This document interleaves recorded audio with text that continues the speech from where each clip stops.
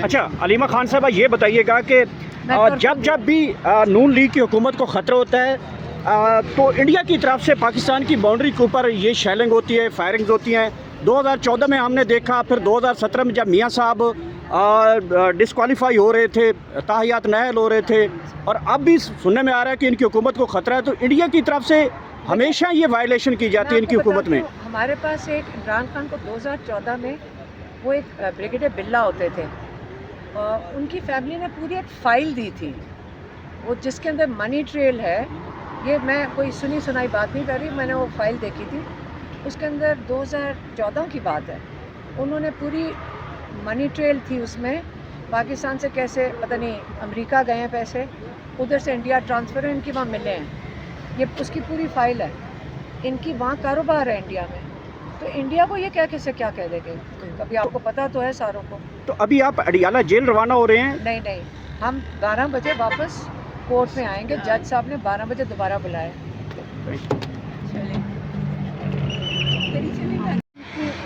لوگوں کا فیصلہ بھی قبول ہوگا جب عمران خان فیصلہ کریں گے۔ اب وہ ایکسپرٹ کے ساتھ بیٹھیں گے، ان کے ساتھ مشاورت کریں گے، بالکل سوچ سمجھ کے پھر یہ بل جانا چاہیے اسمبلی میں، اور ہم پورے پاکستان کو اس بات پہ اعتماد ہوگا۔ اس لیے اس وجہ سے ہمیں کوئی فرق نہیں پڑتا جتنی مرضی لوگ صفائیاں دے دیں، عمران خان پہلے باہر آئے گا ہمارا بھائی۔ وہاں ربڑ سٹیمپ نہیں ہے کہ جیل میں بٹھا دو، سارے بھاگے جائیں کہ جی جا کر سٹیمپ کریں۔ کیوں بھائی؟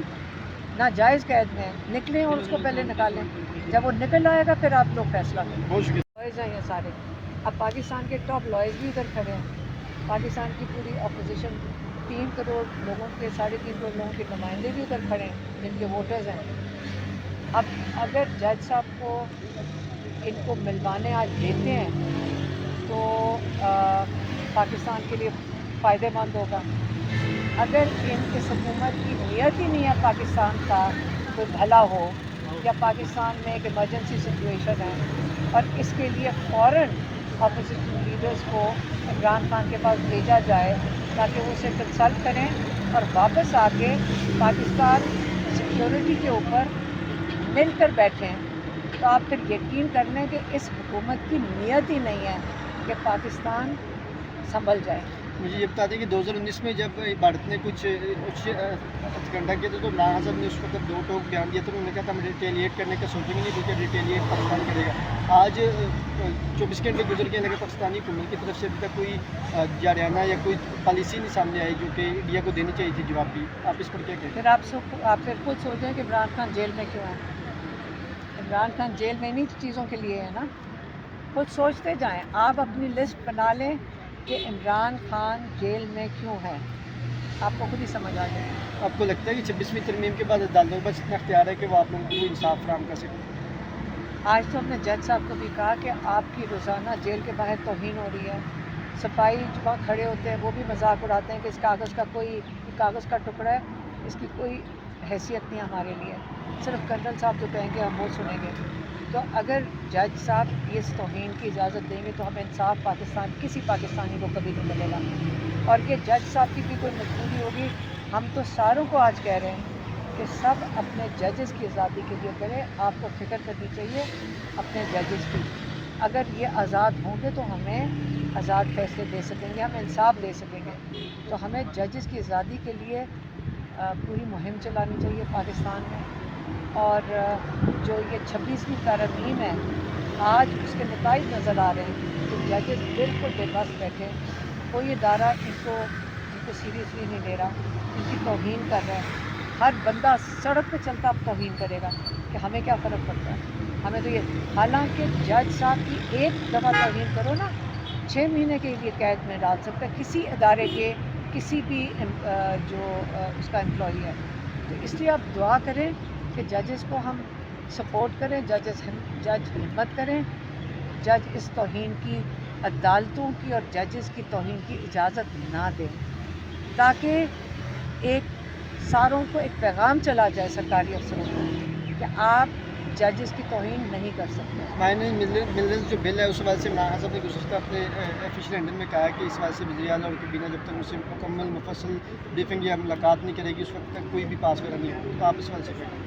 جب ہم عمران خان سے ملاقات کریں گے اس کی بھی ضرورت نہیں ہے، اس کی بھی ضرورت نہیں ہے، ہم پہلے ہی کہہ دیتے ہیں جب اگر ہم عمران خان سے ملاقات کرتے ہم نے اس کو فوراً یہی کہنا تھا کہ آپ بالکل کوئی یہاں بل نہیں ہوگا جب تک ہمارا بھائی باہر نہیں آئے گا، ہم نے یہی کہنا تھا۔